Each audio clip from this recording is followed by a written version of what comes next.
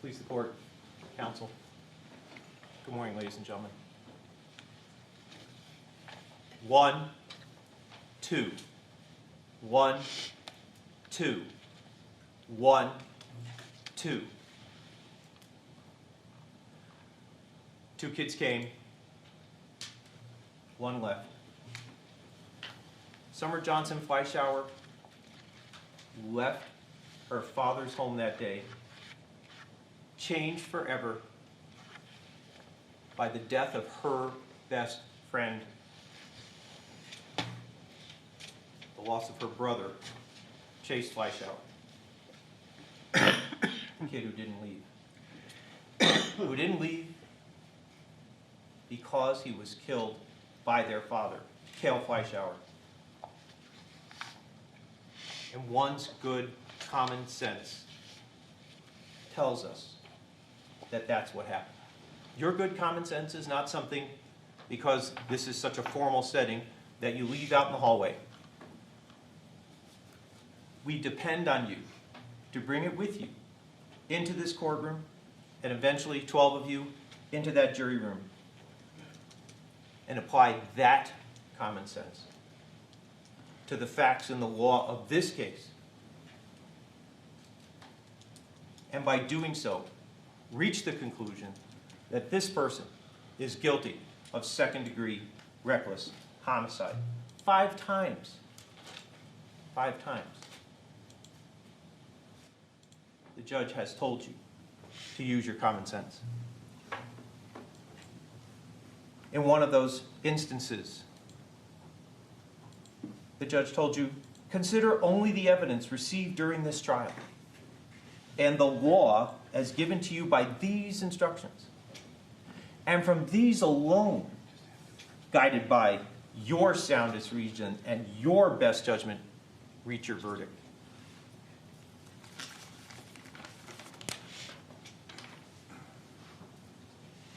And a second time, when Judge Needham spoke to you about using your good common sense, he said to you, in weighing the evidence, you may take into account matters of your common knowledge, your observations, and your experiences in the affairs of life. And a third time, when Judge Needham spoke to you about using your common sense, he said to you, there is no magic way to evaluate the testimony. Instead, you should use your common sense and experience. And a fourth of the 5 times that Judge Needham told you to rely on your common sense, he said to you, if you can reconcile the evidence upon any reasonable hypothesis consistent with Kayle Fleischauer's innocence, you should do so and return a verdict of not guilty. But he went on to tell you that reasonable means based upon reason and common sense. He told you not guesswork, not speculation, not sympathy, not fear to return a verdict. He said to you, while it is your duty to give Kayle Fleischauer the benefit of every reasonable doubt, you are not to search for doubt. You are to search for the truth and give Kayle Fleischauer the benefit of a reasonable doubt, that is, one based upon reason and common sense, if it arises in your minds after you have carefully considered all of the evidence. Ladies and gentlemen, in this case, applying one's good common sense, it leads to the inescapable conclusion that this person shot and killed his son, Chase Fleichauer, in the early morning hours of April 14th, 2018. 1, 2, 1, 2. 2 kids came, 1 kid left alive. 1 kid to whom he could not bring himself to speak the truth when he had the chance. When she screamed at him, "What did you do to my brother? What did you do to my brother?" Everyone here understands that this is the real world. It's not TV, it's not movies. In the real world, there is no such thing as the perfect crime scene. like every week and every TV episode, which is why understanding what the three things are that are evidence in a criminal case, in a courtroom with a jury, in the real world, is so important.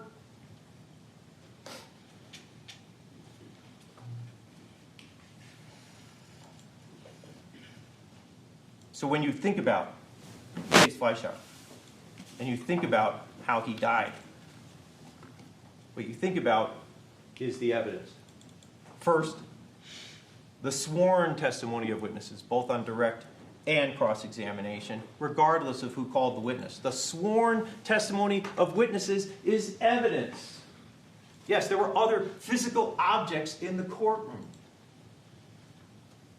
But mass media causes people to believe that the only thing that is evidence is something physical that one can touch. Evidence is the testimony of witnesses. Second, the exhibits the court has received, whether or not they go to the jury room. And third, any facts to which the lawyers have agreed or stipulated. All three of these are important. As Judge Needham instructed you in his opening instruction, consider only the evidence received during this trial. And all three are evidence for you to consider.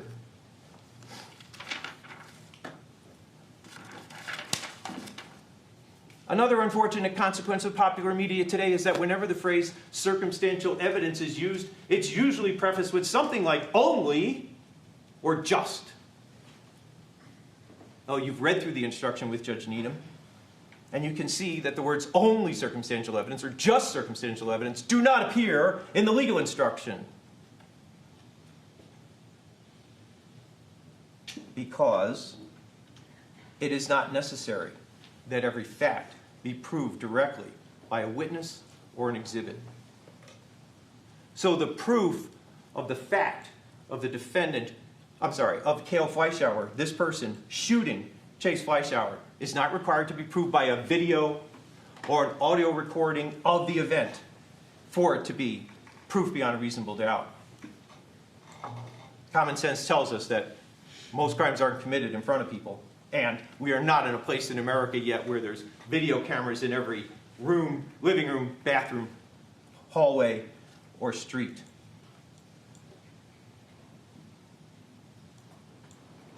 A fact may be proved indirectly by circumstantial evidence.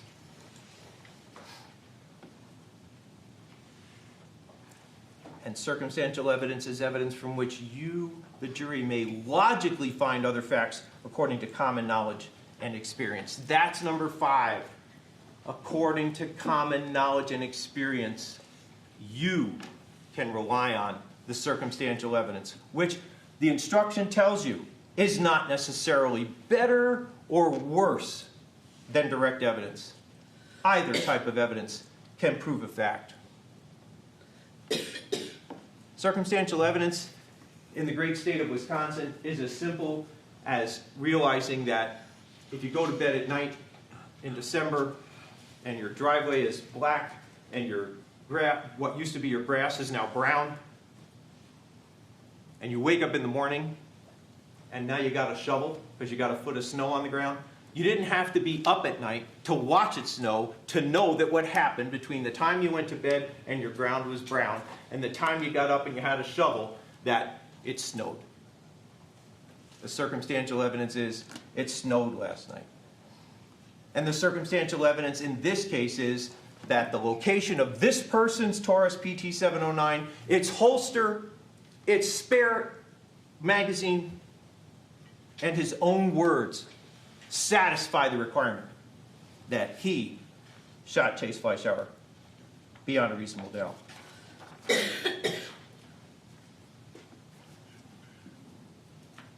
In talking about circumstantial evidence and what value it may or may not have, we had evidence that there were no identifiable fingerprints of this person on his own Taurus 709 semi-automatic pistol. As much as anyone might want them, done, cut to commercial, over, that's TV. Not always in the real world. Ms. Wiltsey has told you, gun manufacturers apply oils and coatings that affect their ability, scientists' ability, to recover identifiable prints. The handle and the slider are textured. The amount of pressure one uses squishes the ridges of the fingerprints and makes them unidentifiable. No usable prints of the person whose gun it is on their own gun. Doesn't mean he didn't shoot Chase Fleichauer.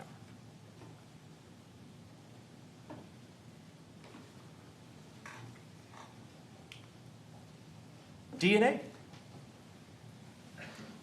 This person's DNA is nowhere to be found.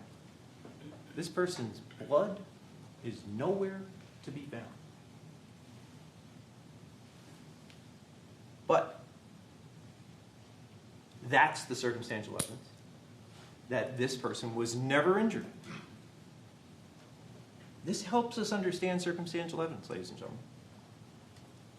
This person won the fight. No one had to be there to see it. No one had to be there to see the fight to tell you all about it. Without DNA, we have the circumstantial evidence of who won the fight. All the blood that was found and identified is Chase's. He lost the fight. 2 fractures in his skull before he was shot. He lost the fight. That's the circumstantial evidence.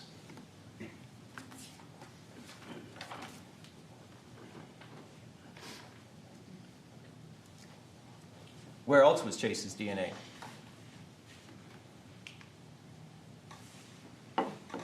You can see the protruding barrel of the pistol, the barrel where the bullet comes out in the front. The DNA on this pistol was a mixture.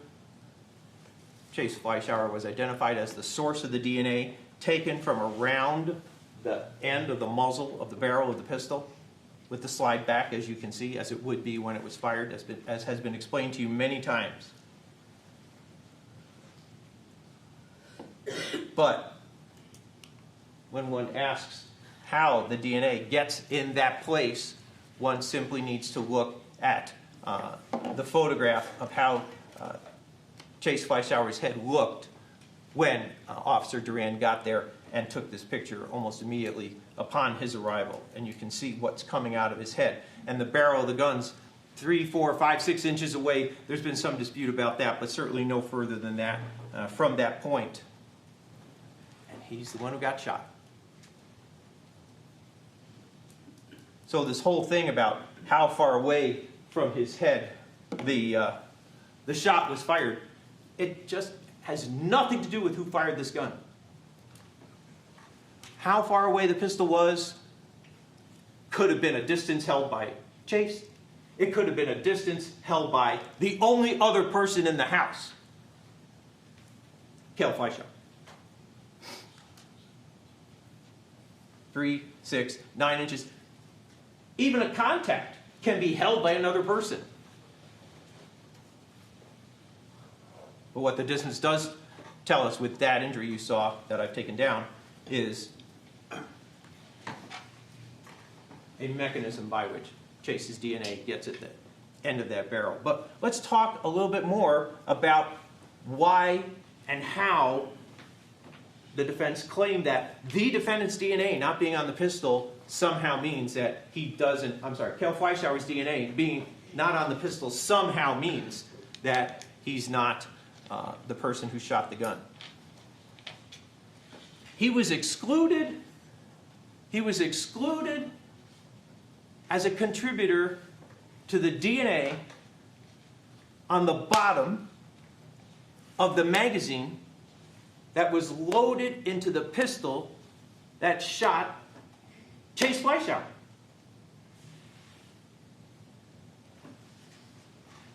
There, to the best of my recollection of the evidence, and I'll leave it to you to recall what you recall from the evidence, there's no evidence of this being anyone's gun but Kayle Fleischauer's. So when we say no defendant, no Kayle Fleischauer DNA on the pistol, and that's somehow exculpatory, we say no. No. Because if we were to adopt that reasoning and walk it all the way through, then this isn't Kayle Fleischauer's gun. That's the butt end of his magazine. That common sense and reasoning tells us he's the one who loaded, slammed it up into the handle of the pistol. No DNA. No DNA of him on the pistol means nothing. But there's some DNA. That means something. So we have a picture taken at about 8:25 or so in the evening. And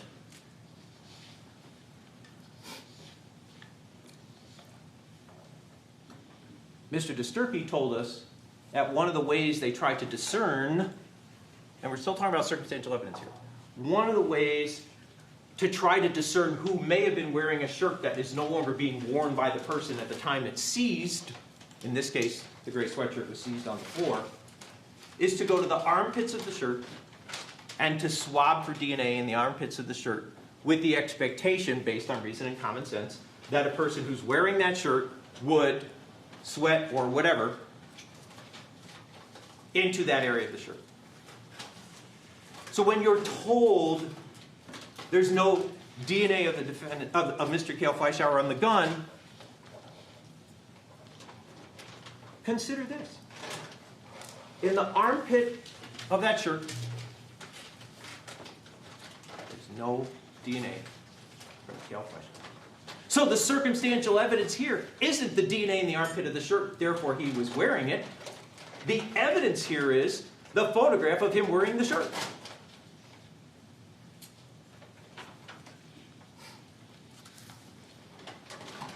Now, more discussion of what is or is not the circumstantial evidence in this case. So Exhibit 169 was the report received by the Ramsey County Medical Examiner's Office regarding the gunshot residue test that was requested by the Ramsey County Medical Examiner's Office. And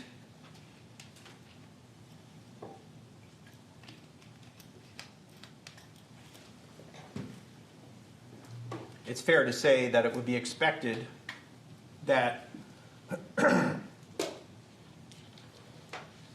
this was held out to you during the trial as being a test result of great moment, that there were 20-something granules of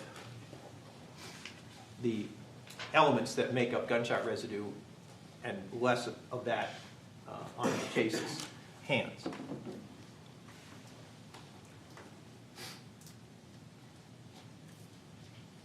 First of all, the people who prepared that report told us that GSR can be deposited by circumstances such as discharging a firearm, being in the proximity of discharging a firearm, or coming into contact with a surface or object that has gunshot residue on it. So, what Dr. McGee said to you is, this strengthened their opinion regarding this being a homicide because the GSR being on Chase proved that he was in the proximity of a discharging firearm. And that's all it proved. And of course we know he was, because he got shot.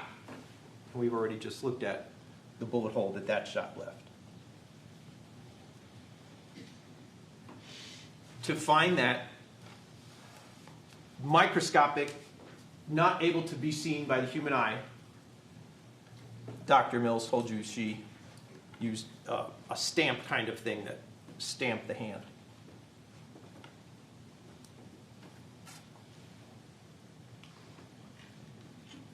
Then you had a chance to hear about Exhibit 321, which was the Gsr report from the Q-tip swabbings that were done of Kayle Fleischauer and Summer Johnson Fleischauer, not using the stamp kit, but using a Q-tip type cotton swab object. And there was no GSR in either one of those. But the same qualifications apply, including the absence of GSR does not eliminate the possibility that the subject handled or discharged a firearm. Again, for what all of it that everyone would want to be, one of these things be the answer to this mystery, it is not.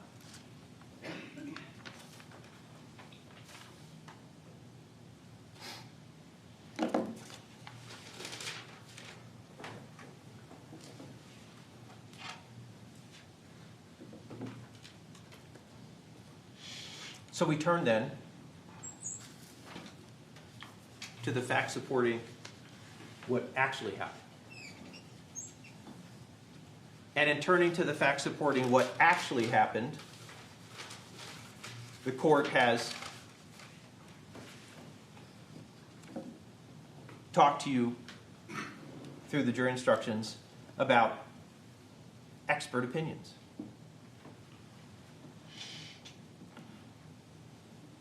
And Dr. Mills, who was physically in 3 dimensions, with her hands in, on, and around his body, with 6,000 autopsies, over 600 gunshot wounds, to her credit, told you that in her opinion, to a reasonable degree of medical certainty, what happened to Chase Fleichauer was a homicide, a death committed by another person. She's now the chief medical examiner of Ramsey County, a busy place. And Dr. McGee, who till January 1st of this year was the chief medical examiner at Ramsey County, with over 40 years experience, 6,000 autopsies, was there and saw Chase Fleischauer's body in that autopsy room. Saw his brain out of his skull, saw the fractures. And Dr. McGee said to you, to a reasonable degree of certainty in their field, the manner of death was homicide, a death committed by another person.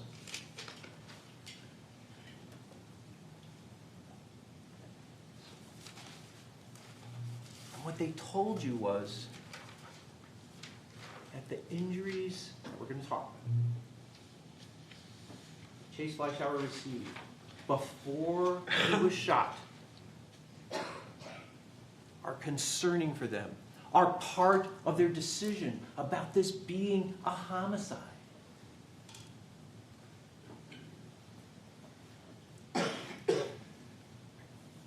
He was beat up. And this guy brought a pistol to a fist fight. The two cannot be separated. Wasn't separated by those two experts.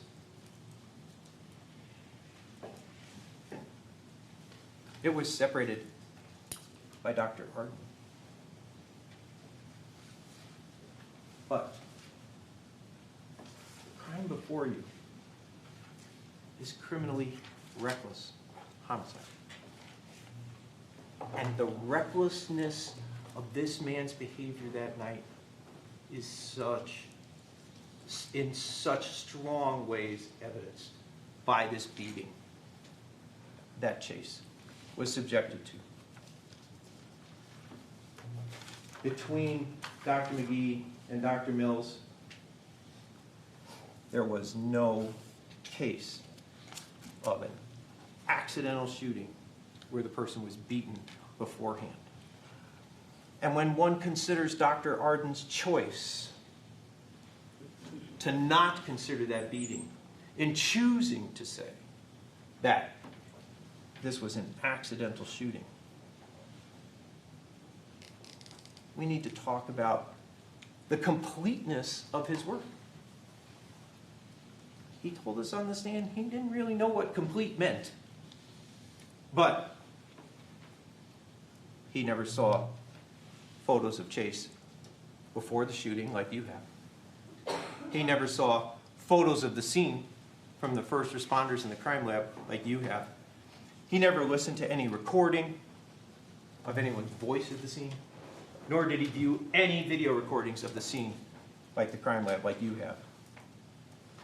He reviewed none of the police reports in the case. He reviewed one crime lab report that he couldn't remember what lab it was from, that he didn't list in his report, that he said had to do with DNA.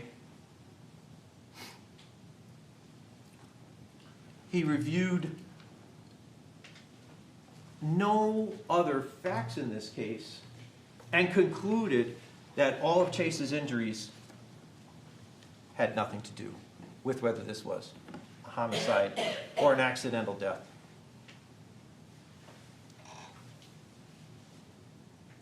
He particularly, in talking about TKI, didn't review the fact that Chase's DNA was in the armpit of the defendant's t-shirt. We'll talk about that. Chase was in a fight. He agreed with that. Death was accidental. That's what he says. From his investigation, that he wouldn't really agree was or wasn't complete. But as you heard, in 2003, he resigned from his position as the chief medical examiner in Washington, D.C. After the Inspector General's office found that his office had failed to meet its basic mission, the complete and prompt investigation of unexpected deaths. The complete and prompt investigation of unexpected deaths. His work here, ladies and gentlemen, was no more complete at this trial than it was in 2003 when he resigned as a consequence of that investigation. What we do know here is that Arden, Treadle, Mills, McGee all agree Chase was in a fight. And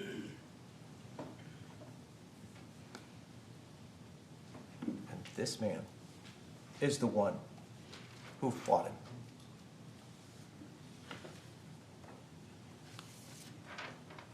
He didn't get hurt.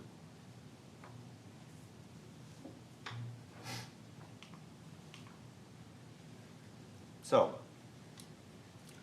second-degree reckless homicide. Committed by one who recklessly causes the death of another human being. That's what you've read, and that's what the judge read to you. We must prove two elements, and I'm going to talk about them a little out of order. The first element is that Kayle Fleischauer caused the death of Chase Fleichauer. Cause means that Kayle Fleischauer's act was a substantial factor in producing the death. I argue to you that that is the only issue in this case. So we will come back to it to show how the evidence in this case shows that it was Kayle Fleischauer that shot Chase Fleichauer and not Chase Fleichauer who shot himself. Let's look first at those things which ought to be fairly understood and fairly well not disputed. That the conduct created a risk of death or great bodily harm to another person, in this case, to Chase Fleichauer. Bringing out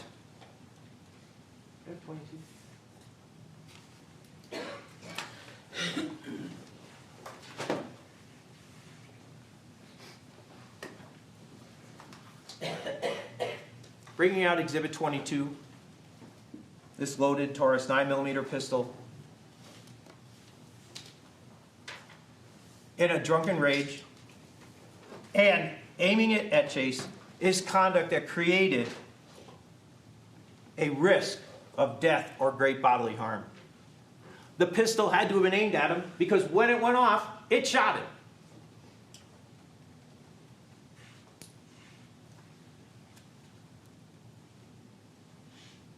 It's a real gun, it's a real pistol, it was really loaded, and it was aimed at another person. Didn't have the trigger guard on it, and it was loaded.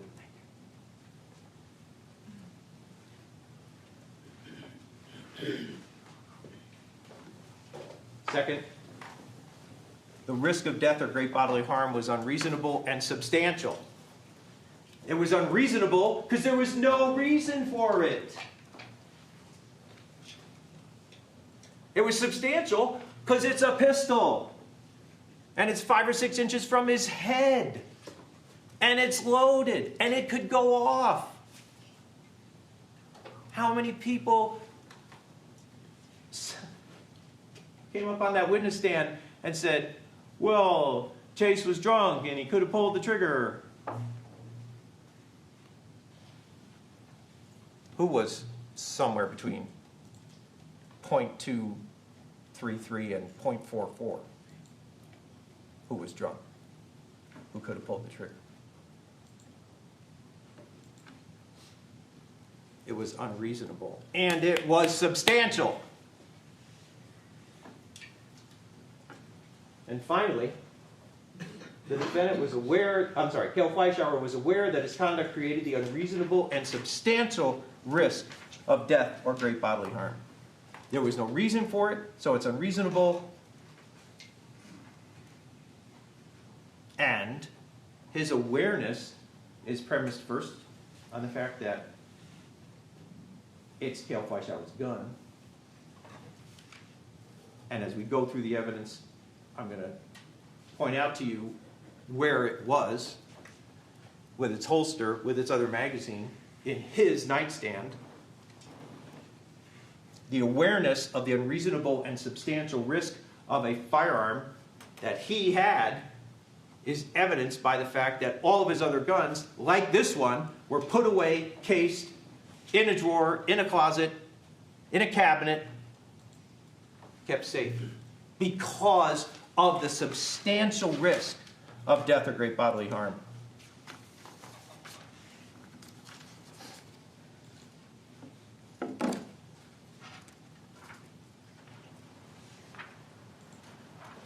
Now, I did mention,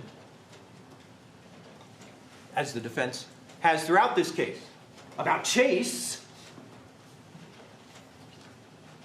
that the defendant was intoxicated.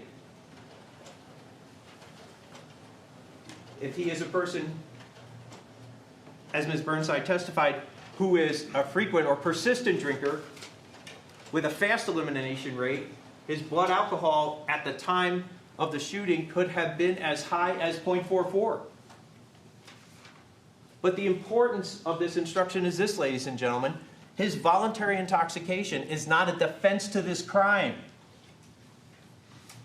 Under this law in Wisconsin, if people do stuff like this, hurt somebody, or as in this case, kill somebody, that one is voluntarily intoxicated when they do it is not a defense.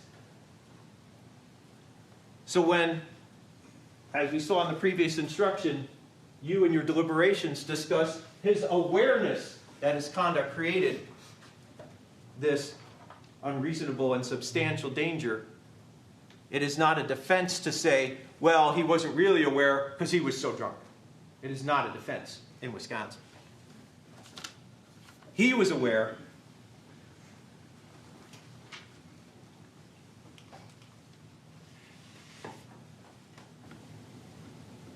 One might say, well, why would he do that?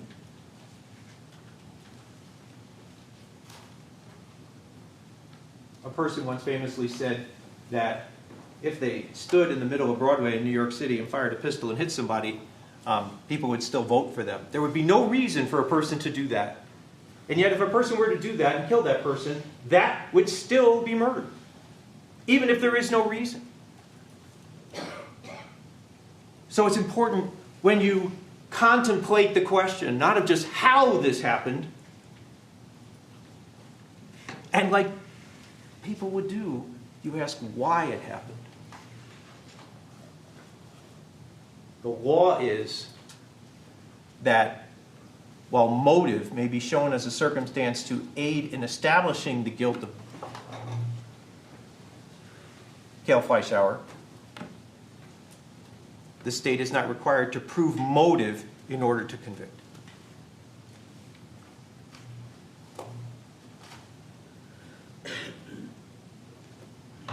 For example, a person acting on an impulse or out of anger, or as Dr. Dunn said, under the influence of alcohol, and their inhibitions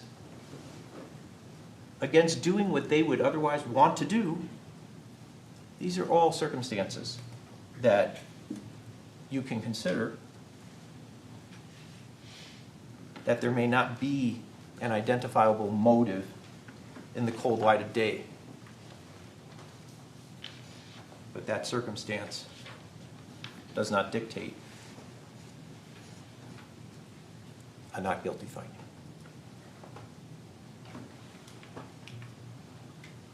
So the question then is,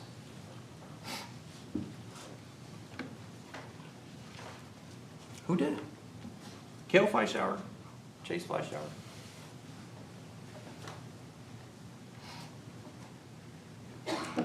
Dr. Arden tells you that his medical opinion regarding the time of the injuries before the gunshot could be minutes, could be hours, could be a day. That's his medical opinion. His medical opinion that didn't look at this picture. Exhibit 3 of Chase and Summer at about 8 o'clock or so in the evening. Dr. Mills said that, in her opinion, to a reasonable degree of medical certainty, the injuries Chase sustained occurred at a period of time shortly before, just before he was shot. And that picture corroborates her testimony. He's not injured. He's smiling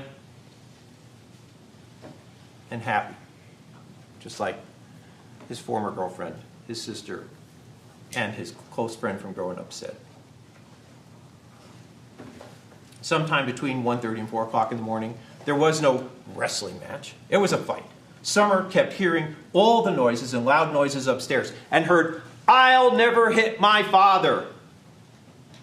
And this man has no injuries, to show that Chase was as good as his word. But Chase was beaten and bloody. Nearly every part of his body was injured.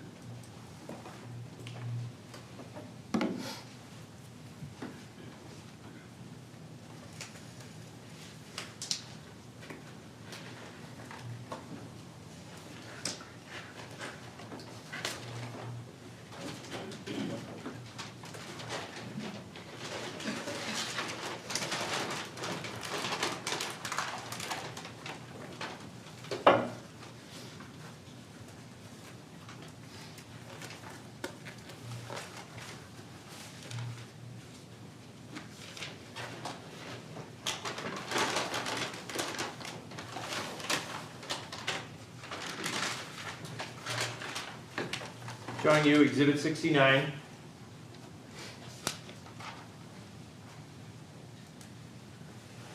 The shirt that you saw photographs of Chase wearing, the shirt that was tested in a couple of small places to see if it was his blood, which it was, as Mr. DeStarkey said, his cuttings, very small little holes to test for blood in those cuttings. But you can see with your own eyes the blood on the front of that shirt. The blood on the back of Chase's shirt.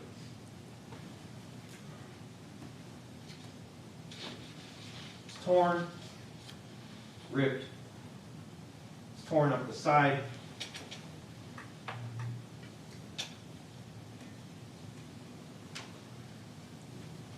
Torn around the collar.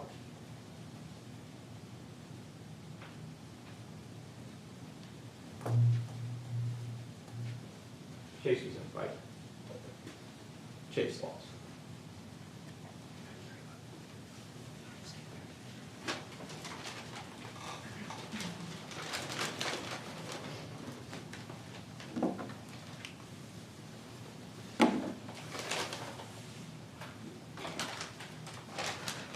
Let's see who won. Killing me, Smalls. Chase. Not even his own DNA on his own shirt. And somehow, no DNA means he didn't shoot Chase. Really? Really? There's a small hole in the back, marked with a 2, that Mr. DeStarkey told you that's where he took a sample to test for whose blood it was, as is the one in the front. But other than those 2 holes,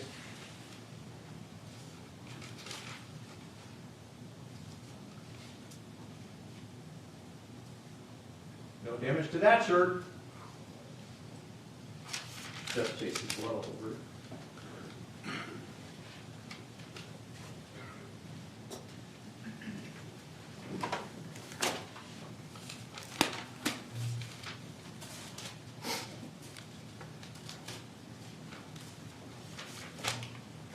Was somebody in a fight? Exhibit number 166 tells us Kayle Fleischauer certainly was. Swollen hand.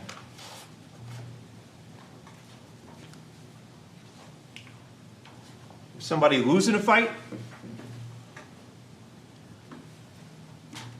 Nearly every part of Chase's body was injured.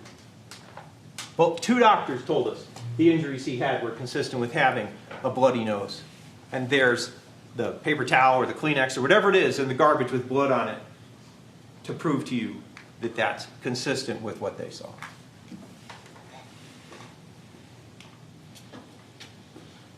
Chase, right after he got to the medical examiner's office, the bruise below his eye, and yet still blood on his face. His hands bagged, and we'll talk about that momentarily. But injuries on his side, the side of his body, injuries on his... I object to that. That's lividity. He knows it. Again, the evidence will speak for itself. The jury listened carefully, and this is argument. Let's proceed. Mr. Gsr. I'll leave it to you to review your memory and your notes. If the word lividity ever came up in this trial, that's up to you to decide. But. So here's his head cleaned up. The bruise that Dr. Mills said may or may not have been from before the shot, but was there and close to where the shot happened. And then, remember she told you about petechiae. Petechiae coming from pressure being put on the neck area of him, causing the blood vessels to burst. Well, there's the neck area, and there's the injury.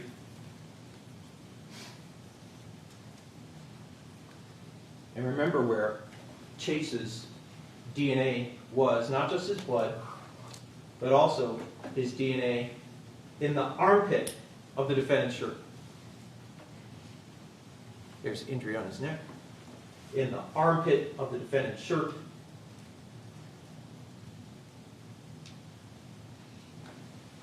Compression, pressure on his neck and as a consequence, TKI. From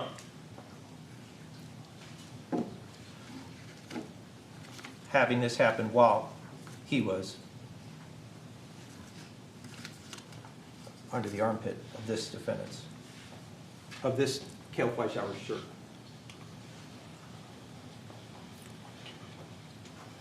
Contusions and abrasions and lacerations to his lips, pattern contusions, injuries to his hand, which Dr. Mills testified occurred before the shot.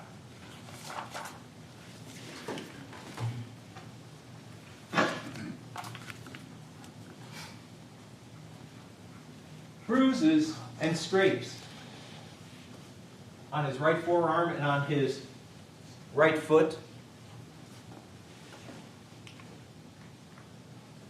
Pattern contusion from an object. Abrasions, which are scrapes, on his chest and on his elbow.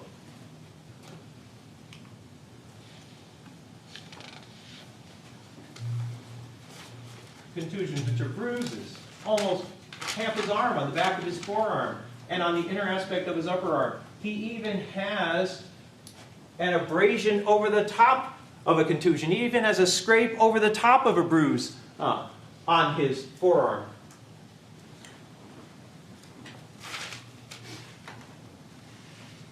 And then, of course, the skull fracture was controversial. Controversial because fracturing his skull during the fight certainly takes it out of the realm of a wrestling match. It was a fight. But to be told that this picture somehow is inadequate to demonstrate what Dr. McGee and Dr. Mills clearly saw with Chase Fleischauer physically in their presence is just absurd. You can see where the gunshot wound entrance is.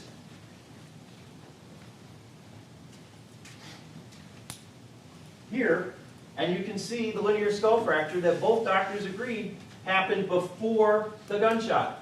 It goes nowhere near the gunshot. Remember what Dr. Mills said?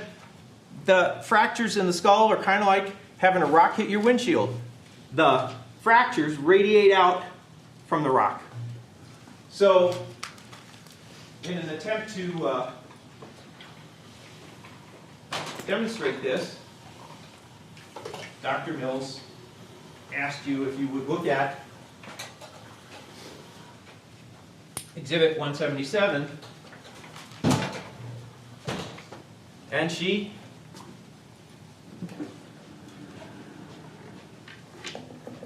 drew it on there for you.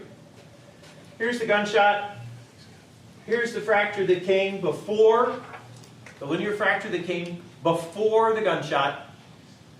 And what she told you is from this gunshot, there's a fracture in this direction, up towards the front, away from the entrance in the upper forehead. There's a fracture that radiates down, there's a fracture that radiates down, there's a fracture that radiates down. And she emphasized here in red on Exhibit 177, each one of the places where those fractures, the word she used was arrested, and I asked her, what do you mean by arrested? And she said they stopped. They stopped there.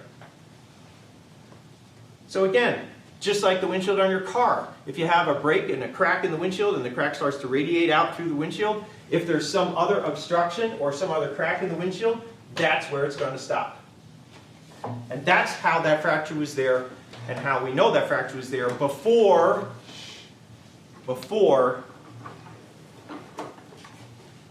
Chase was shot. Judge, I object till we know. Sustained. Caution, Mr. Kaiser. Jury will disregard the reference to we.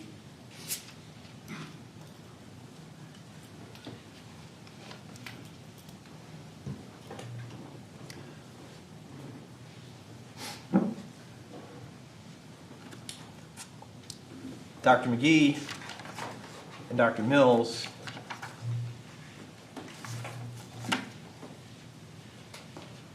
who saw Chase's skull.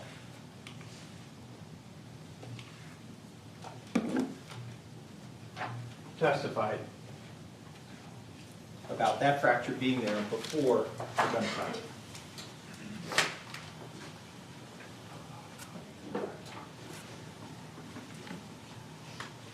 The evidence shows Chase was beaten. And he was beaten upstairs, where Summer Johnson Fleischauer said she heard the noises coming from. Heard her brother say, "I'll never hit my father." Here in Exhibit 6, a photo taken around 10:25 or so that night, we have not only the tattoo on Summer's leg and Chase's hand, but we have the table, not up against the wall, and we have the dog bowls in the back, up against the wall in that room. And then we have the table at the time the crime lab was there, this photograph shows, and Sergeant Sather and Sergeant Coleman testified and agreed that that's where the table was when they got there. You can even see the gray shirt on the floor, but it's certainly not in a position where folks are going to be sitting at it, and it's not in the position it was in Exhibit 6. And then, when the crime lab was there, what was on the bottom? What was at the bottom? What was on the dog bowls? Plant material from the plant. So we have the gray shirt by the table. The table moved away from where it was previously in the other picture. We have the plant material falling into the dog bowls. We have the defendant. We have Mr. Kayle Fleischauer's gray T-shirt by the table. We have Investigator Demling's testimony that Chase Fleischauer's black T-shirt was found in the other corner of this area, over by the top of the stairs. So we know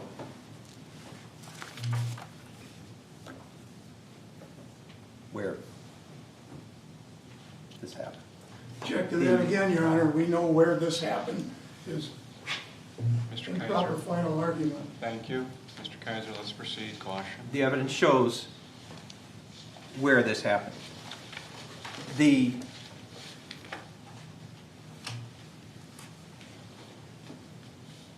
testimony was, the evidence showed that there was an argument. It was an argument about what Chase should be doing to protect his sister. And the testimony was that this man said to his son that he was a pussy, and again, quoting from the testimony, told him to man the fuck up. He said that to a handsome young man with everything in his life to look forward to, a successful college student, business major, looking forward to having his own business someday, meeting the right person, having a family. That's who this person called a pussy. That's who this person said, and I'm quoting from the testimony, man the fuck up. Not, I'm proud of who you are, I'm proud of what you've done, I'm proud of what you accomplished. Given who he was, that's what common sense would say one ought to be saying. But no. Kayle Fleischauer beat this quality young man, and after the only possible witness in the situation left and went downstairs, he went and got a gun.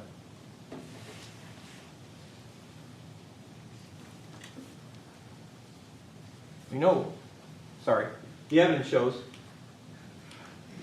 that Chase was in the area of that island where he eventually was shot. And he was bleeding, the evidence shows. He was bleeding from his injuries. That's a fight. That's a beating. And what Exhibit 116 shows is what Investigator Stalky talked to you about from the crime lab. That those perimeter stains, with no wiping through them, were consistent with having been caused by the holes in the bottom of Chase Fleischauer's socks.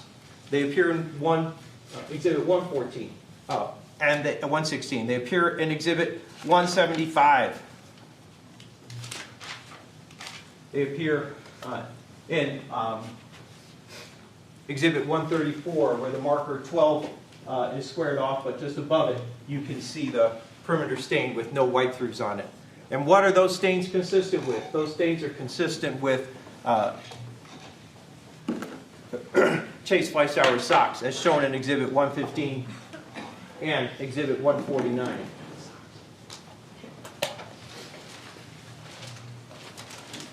And showing you Exhibits 100 and 101. In 100 you can see that there's no holes in that sock. But in 101, you can very easily see the holes in the blood on the bottom of the socks.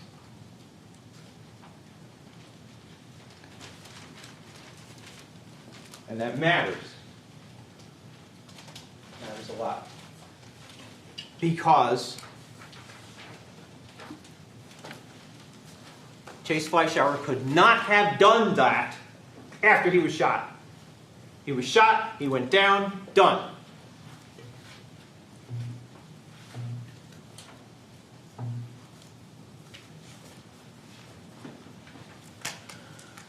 So, somehow the reasonable hypothesis consistent with innocence that may be suggested to you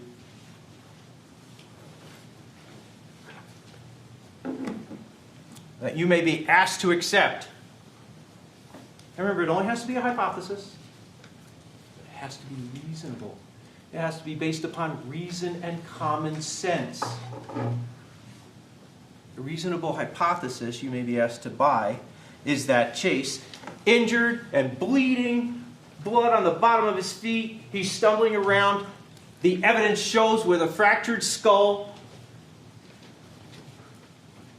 and injuries all over his body that the evidence shows that you've seen the photographs of. Somehow now, for some unknown reason, with no prompting at all, is now going to choose to go look for a pistol. For a pistol that Summer Johnson Fleischauer told you she never saw.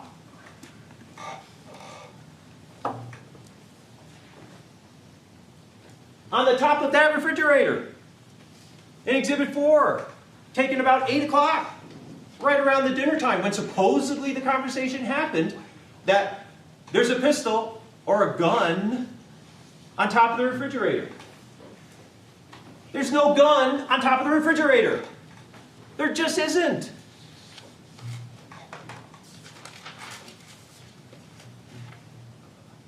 Four times Dr. Arden says, he's drunk, he's drunk, he's drunk, he's drunk. He would say something else and then he'd go back to drunk. And I said to him, you just said like 4 times. The only reason you're coming to the conclusion that this is an accident is because he was drunk, he was drunk, he was drunk, he was drunk.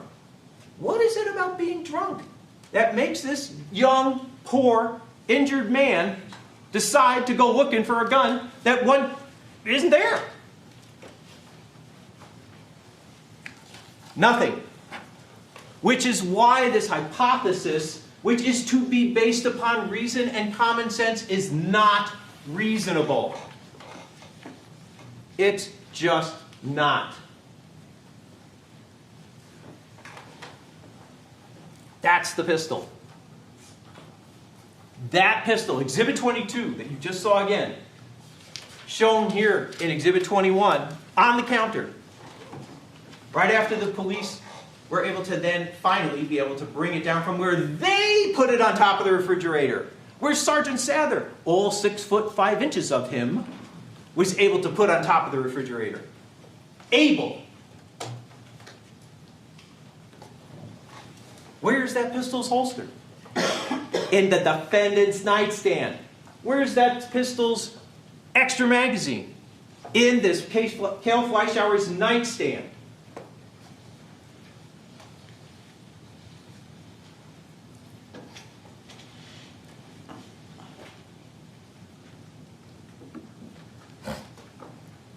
where a person who trains other people to be safe with their firearms, to keep them safe, and to use them in home and self-defense, testified and told you that's where it would be. It would be in a place where somebody needs it at night when there's a home invasion to grab it, get it, and use it. In a safe place, in a drawer, with its holster, just like all of his other guns were in a safe place with either their holster or their case and their ammunition in a closet, in a drawer, put away, closed up.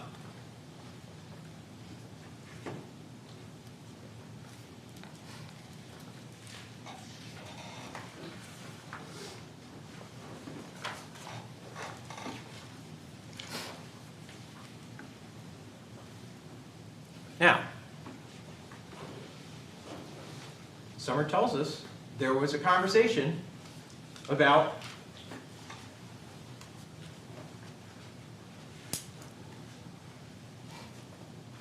a gun being on top of the refrigerator. What Exhibit 26 shows you, ladies and gentlemen, is that there's a gun on top of the refrigerator. It's a BB gun. It's a BB gun that somebody who's 5'7" could probably reach there if they lean on the cabinet. But the fact is that, ha-ha, isn't that funny? I have a gun on top of my refrigerator in case the Iraqis come. Hysterical, because it's a BB gun.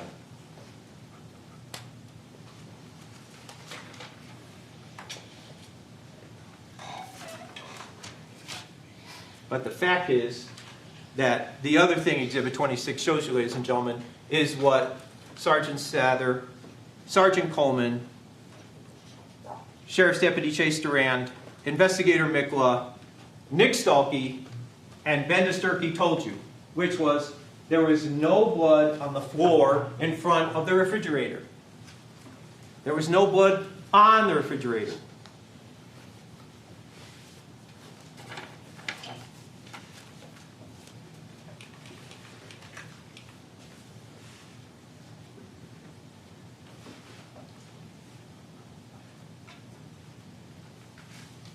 If, for whatever reason, and in this record, there is no evidence of a reason, Chase Fleichauer had gone in front of that refrigerator, after he was beaten up, reached up for whatever reason, just like there was blood on the floor in the other exhibits, there would have been blood in front of the refrigerator, and there isn't. 6 people told you.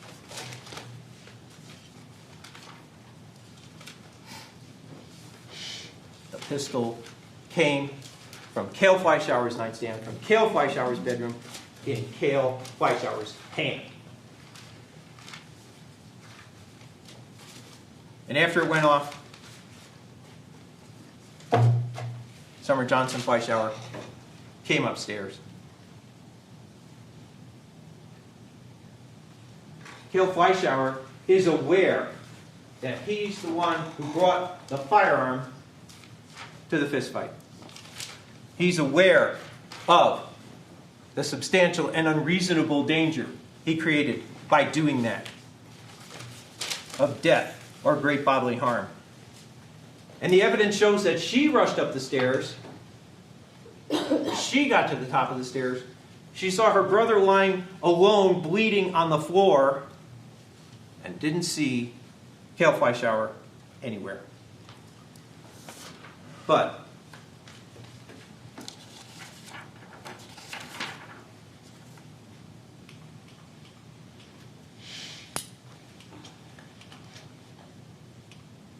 the evidence shows where he was. This photograph taken between 6 and 6:30 in the morning when Detective Mikla was there with the medical examiner, and she was taking photographs, shows the place where the gun marker had been put down in the hallway.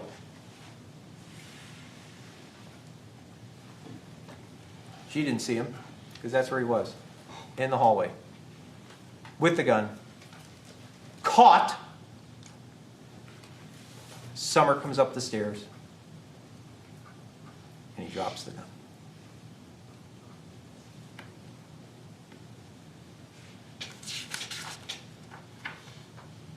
And that piece of paper didn't move from 6:30 until you see it again when the crime lab is taking their pictures sometime around 3 o'clock or so. In the same place. In the same place in that hallway, right next to the bathroom to the right, 10 feet, 10 inches from Chase Fleischauer's body. Stalky, Coleman, Mills, Arden, all agreed. Accidental, self-inflicted gunshot. The gun, the pistol, is going to be there, at, around, near the body. It's not. 10 feet, 10 inches away.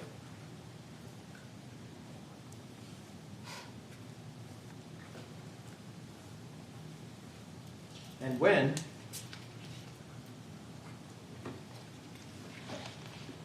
he finally, this man, when he finally appears, Summer is screaming. It's not, oh my God, my son, what happened, call 911. No, it's okay. It's fine. Leave him alone.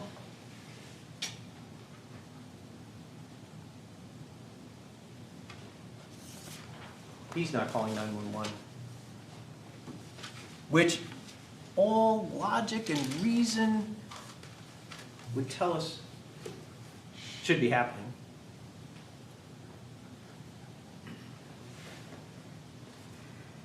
So,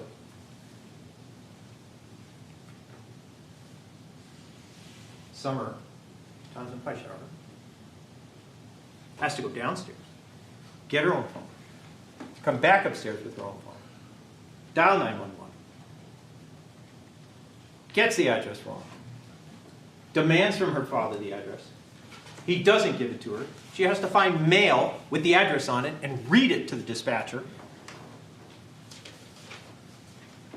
Yeah, eventually, 6 minutes into the call, Kayle Fleischauer says the address. That's not drunk. That's not traumatized. That's the person who did this. Standing right there, looking at Chase. He's gone. Leave him alone. Trying to pull her off of him. This person knows he's gone. She doesn't know. She's trying to help him. She's saying she wants to help him. Help my brother. He knows he's gone because he's the one who shot him in the head. His conduct created an unreasonable and substantial risk of death. Even if he went and got towels, he did it because she told him to.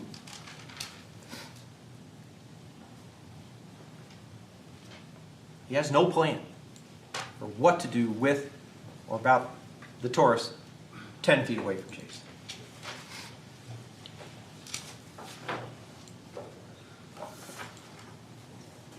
Yeah, he opened the door for the police. What choice does he have? Sergeant Sather's standing there in his uniform at the door. But the evidence in this case was that as Sergeant Sather was pulling up, what he said to Summer was, "Oh, fuck the police." Who does that? Who says that? The man who brought the pistol to the fistfight. Sergeant Sather knows he's responding to a gunshot. So when he got there, he's looking for the gun. He told you he saw Chase. Given the injuries he saw, there was hardly anything, if anything, he could have possibly done. But what he needed to do was secure that firearm with Summer screaming and with Kayle Fleischauer there. Where's the gun? Where's the gun? Summer, why aren't you helping my brother?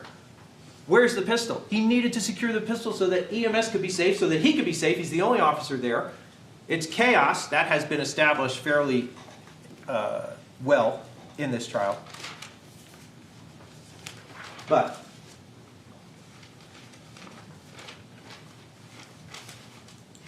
the pistol wasn't by Chase because Summer never saw it. She never saw that pistol ever.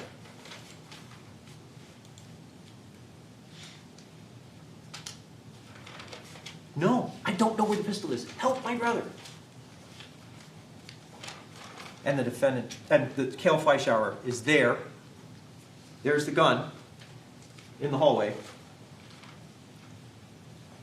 And he never verbally told Sergeant Sather, in as few words as it would have taken, to say, there's the pistol in the hallway.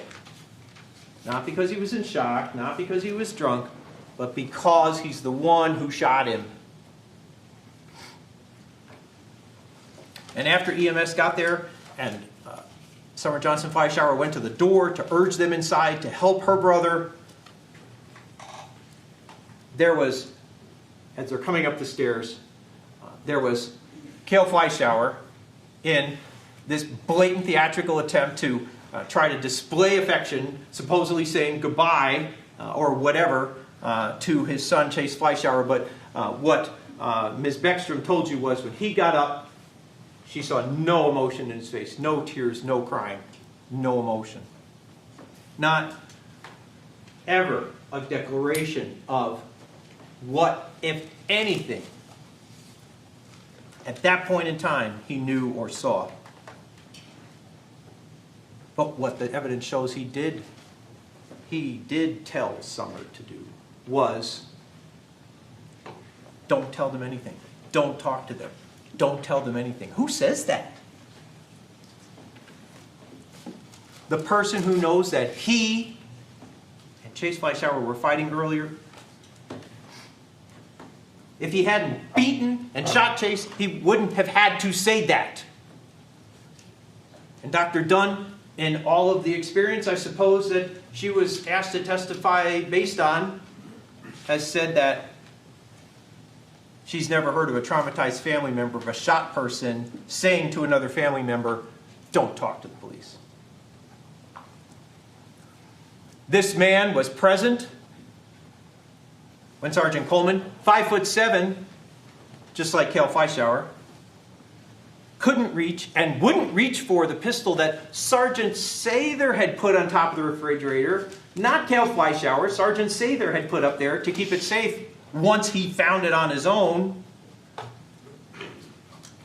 He couldn't reach it, so he's 5'7". He had Sather, who's 6'5", get it off the top of the refrigerator, where it had been put to keep it out of everyone else's reach earlier.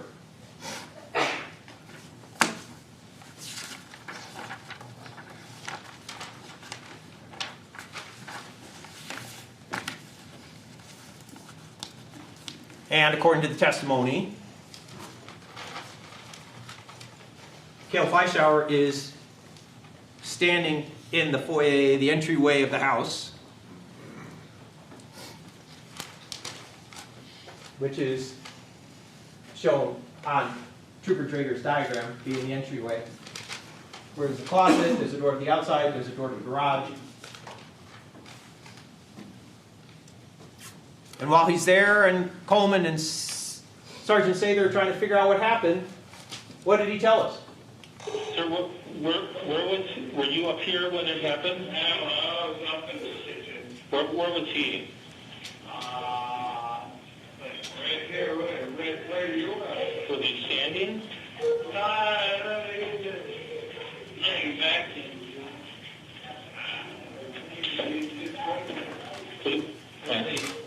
So you were in the room? No, I was. Okay, and that's where he's at right now.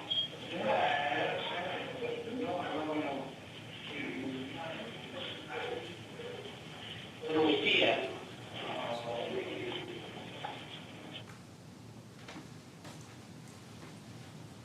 Where were you? I was in the kitchen. in the room where it happened.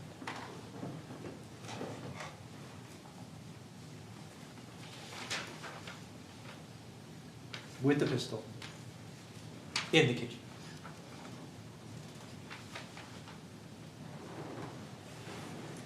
And then, no, I was, and there's sort of the shoulder shake or pointing with his head or whatever. And then, I don't know.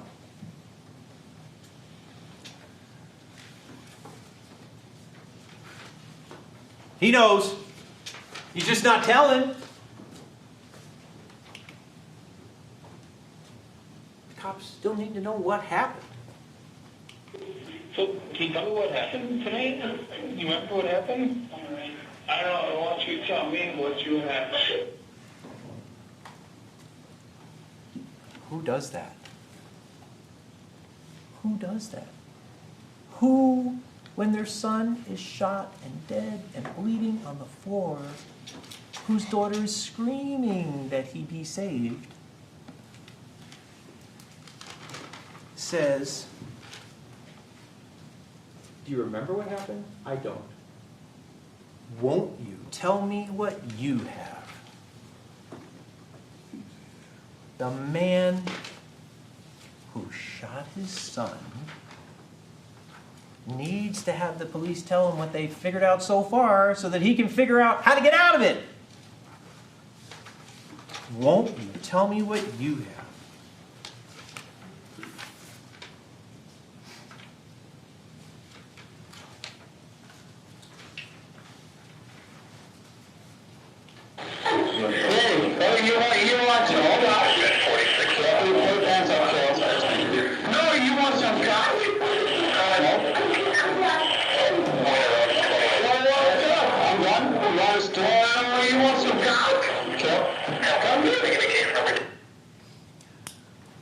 You can search your notes, search your memory.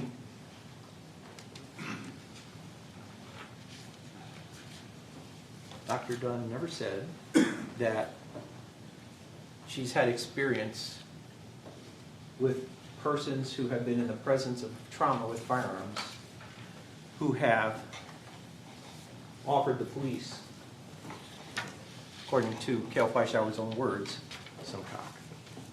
3 times. Because he didn't get an answer from Sergeant Sather, who wisely didn't tell him what he had. So now what's the next tactic for the person who... And by the way, Summer's here for all this. We can hear her. I'm sorry. It can be heard in the background of the recordings. How loudly he was talking about how fat he was and rubbing his stomach. And this exchange with Chase Durand while he was trying to take the defendant's... I'm sorry, take Kayle Fleischauer's photograph. But...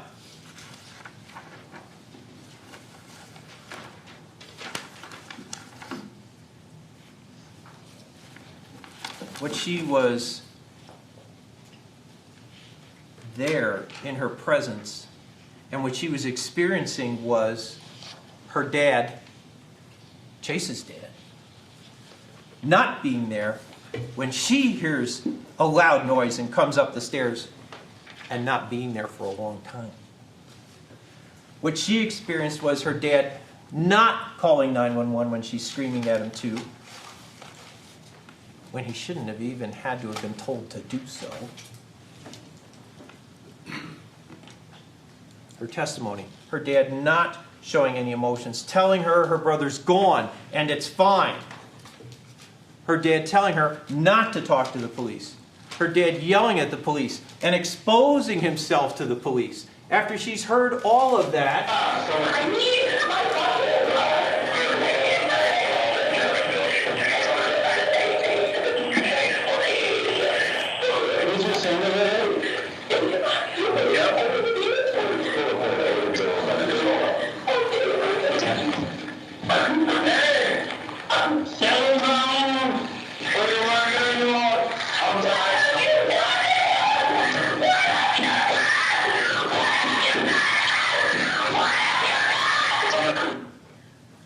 what have you done to him? We can hear him saying, settle down. very clear, more than loud. The fact is that this evidence shows he never answered his own daughter's question. Who does that? The man who brought the pistol to the fist fight.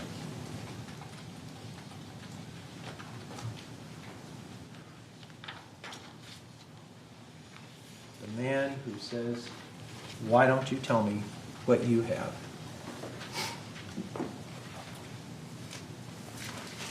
The man who offers Deputy Sather something Deputy Sather was clearly not interested in having.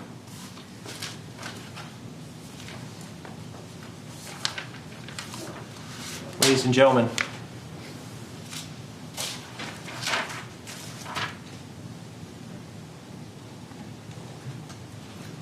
the criminally reckless conduct created a risk of death or great bodily harm to Chase Fleichauer.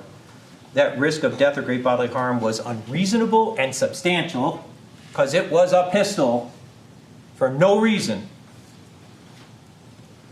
And this person was aware that his conduct of bringing a pistol to a fistfight created that unreasonable and substantial risk of death or great bodily harm.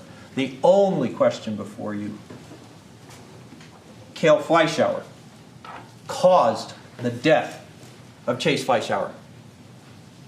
His conduct in bringing the pistol to the fistfight was a substantial factor in producing the death. Those are the elements of the crime he is charged with. Those are the elements of this crime proved by the evidence in this case. By his words, his acts, his conduct and behavior, and by the physical evidence that there was no pistol on top of that refrigerator and no bloody footprints in front of that refrigerator. Chase Fleichauer did not introduce Kayle Fleischauer's pistol into this fistfight. This man did. He's guilty, and I ask you to so find.